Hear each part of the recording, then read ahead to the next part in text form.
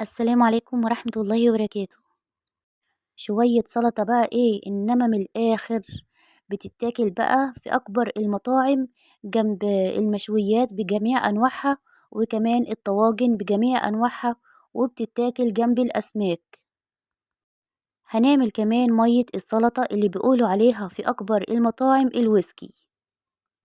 بجد السلطة دي هتعتمديها ومش هتبطلي تعمليها، خطيرة تجنن. طعمها حلو أوي وريحتها جميلة وسهلة جدًا ما فيهاش صعوبة خالص. معايا شوية خضار حلوين كده ألواناتهم جميلة ترد الروح كده زي ما شايفين، غسلتهم بالمَيّة الجارية تحت الحنفية بدون أي إضافات ونشفتهم بفوطة نضيفة، ويلا بينا نخش على الفيديو ونشوف المقادير وطريقة التحضير. أول حاجة هاجيب بصلاية حمرا كبيرة كده وأبتدي أقطعها. التقطيع الأحسن إن انتي تقطعيها جوانح. أنا قطعتها تقطيعة بسيطة كده عادي، يعني بصي التقطيعة اللي تناسبك. الخضار دوت بيبقى ليه كذا تقطيعة كده وكل واحد طبعا بيفضل تقطيعة معينة. هبتدي بقى ايه، في طبق حلو كبير كده يكون واسع وهنزل بالبصل، وهنسمي الله بسم الله الرحمن الرحيم ونصلي على الرسول اللهم صل وسلم وبارك على سيدنا محمد وعلى آله وصحبه وسلم. وهنزل على البصل بثلاث معالق كبار من الخل، وثلاث معالق كبار من عصير الليمون، ومعلقة صغيرة مليانة بالملح، ومعلقة كبيرة من عسل النحل، ومعلقة صغيرة مليانة من الكمون.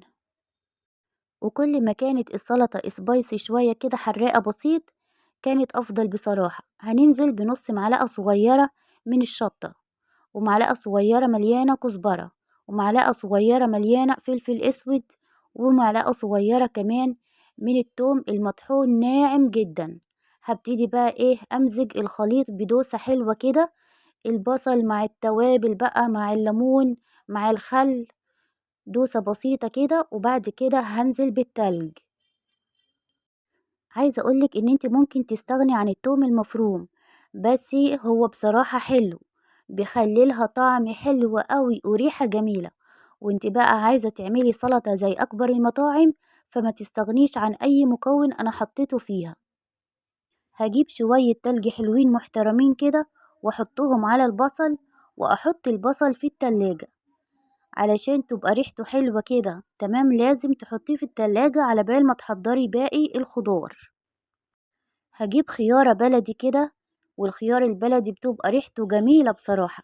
وهبتدي بقى ايه ابشرها. اللهم صل على النبي. لو جربتي السلطة بالطريقة دي بكل مكون انا حطيته فيها بنفس الترتيب كده، هتدوقي سلطة في منتهى الجمال. هجيب كمان ثمرة جزر حلوة كده وابتدي ابشرها هي كمان. اللهم صل على النبي. السلطة دي يا بنات خطيرة، أنا بعشقها بصراحة. وكل اللي بيجي عندي يكون عندي عزومة ولا حاجة من الحبايب بيقعد يسأل هو ايه السر في السلطة. احنا كلنا بنعمل سلطة بس السلطة بتاعتك مميزة قوي. عارفين بقى انتوا لو عملتوها هتعجبكم قوي. شوية شبت بقى، وهبتدي اقطعهم تقطيعة صغيرة خالص، وكل الخضار مغسول كويس جدا. كمان هنزل كمان بشوية من الجرجير وشوية من الكزبرة. الكزبرة مسكرة كده وبلدي وطعمها حلو وريحتها جميلة. الألوانات دي بقى ايه قيمة غذائية عالية جدا، والطبق ده رافع للمناعة بطريقة مش تتخيلوها. حاولوا كده بقدر الإمكان يبقى طبق السلطة ده موجود على السفرة بتاعتك أو على الطبلية أو على الأرض كده زي ما أنا باكل. هجيب كمان ايه حبايتين طماطم حلوين كبار كده وابتدي ابشرهم. والجلدة دي استغني عنها، القشرة دي تمام. حطي المية بس، بتديلها حمار كده وبتديلها طعم حلو. وكمان بيطلع بقى في الاخر ايه، عارفين اللي هي مية السلطة اللي بيقولوا عليها الويسكي، بتلاقي عندك سوائل كتير طالعة طالعة من الخيار ومن الجزر ومن الطماطم ما شاء الله. هبتدي بقى ايه، انا كده عملت الاساس. هبتدي اقول لكم بقى الحاجات اللي انا ايه هحطها. الكابوتشا معايا ما شاء الله، ومعايا ذرة وطماطم متقطعة وفلفل الوان وخيار، ده كله متقطع تقطيعة يعني ايه زي ما تحبي بقى. الذرة دي أنا كنت جايباها من عند ماما. باجيبها بافرّزها إزاي، بادّيها سلقة بمَيّة بدون أي حاجة خالص، وأسلقها وآخُدها بالمَيّة بتاعتها وأحطها في برطمان وأحطها في قلب الفريزر، وبتقعد معايا فترات طويلة شهور. باستخدمها بقى إيه في السلطات بتبقى خطيرة بصراحة. حطيت كمان قرن فلفل كده، لازم تشطشطيها كده، والفلفل بصراحة أنا دُقته ما كانش حراق، عشان كده حطيت نُص معلقة صغيرة من الشطة، بس برضه لازم أحط فيها فلفل. حطيت بقى الخيار ما شاء الله بُصّوا مقطعاه تقطيعة حلوة إزاي. هانزل بقى إيه بكل الخضار اللي أنا إيه قطعته. أول حاجة حطيت الخيار، وبعد كده حطيت الطماطم، اللهم صل على النبي.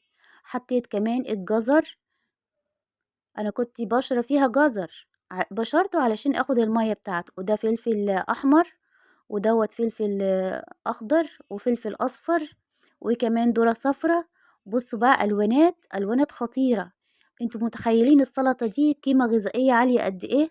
يعني فيها كل الألوانات ما شاء الله، وفيها الكابوتشا البنفسجي، وكمان الكابوتشا الأصفر، خطيرة بصراحة. جميلة. عايزة أقول لكم جرّبوها وبأمر الله هتعجبكم أوي. بعد ما تخلّصي الكمية كلّها تحضير، طبعًا هتحطّيها في التلاجة، وعند التقديم هتاخدي منّها وتحطّي الباقي في التلاجة. بتبقى تجنّن بصراحة، أنا باكلها جنب كل حاجة زي ما قُلت لكم، أسماك، لحوم، مشوي، مقلي. بُصّوا يعني بتتاكل جنب كل حاجة، جنب المحاشي كمان، جنب الكفتة بجميع أنواعها. الكابوتشا البنفسجي دي أنا باعشقها بصراحة. شكلها حلو وكمان قيمة غذائية عالية جدًا. حاولوا لمّا تعملوا السلطة تدخّلوا فيها ألوانات كتير أوي، الألوانات ديّة بتجذب الواحد إن هو ياكل منها، فاتحة للشهية كده، وكمان في نفس الوقت قيمة غذائية عالية جدًا، وكمان بترفع المناعة.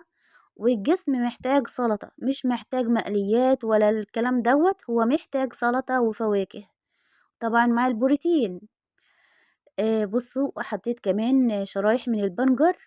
أنا عايزة أقول لكم إن أنا باشوي البنجر في الفرن، وباحطه على السلطة وهو مشوي كمان، بس الفرن بتاعي بعافية شوية، فعلشان كده ما عرفتش أشويه لكن الطريقة الأفضل يعني إن أنتِ تشوي البنجر، يتشوي في الفرن، تغسليه غسلة كويسة بالمَيّة الجارية، وتلفّيه بقى إيه بورق كراريس عادي، وبعد كده ورق فويل، وتحطيه في الفرن، بيبقى خطير بصراحة. تعملي بقى سلطة بنجر، تحطيه في سلطة الخضار، تعمليه مخللات، ما شاء الله بيبقى جميل بصراحة، وقيمة غذائية عالية جدًا. وبكده نكون عملنا السلطة، وعملنا معاها كمان الويسكي. أنا ما باحبش كلمة الويسكي دي، بس غصب عني باقولها علشان المطاعم الكبيرة مسميين مَيّة السلطة اللي هو الويسكي. أستحلفكم بالله اشتركوا في القناة، قناتي جديدة، وبأمر الله تكبر بيكم وليكم. وعايزاكم تشيّروا كمان الفيديوهات اللي فيها، وتاخدوا جولة فيها كده، وتكتبوا لي تعليق محفز برضه، وتقولوا لي من أنهي بلد بتتابعوني.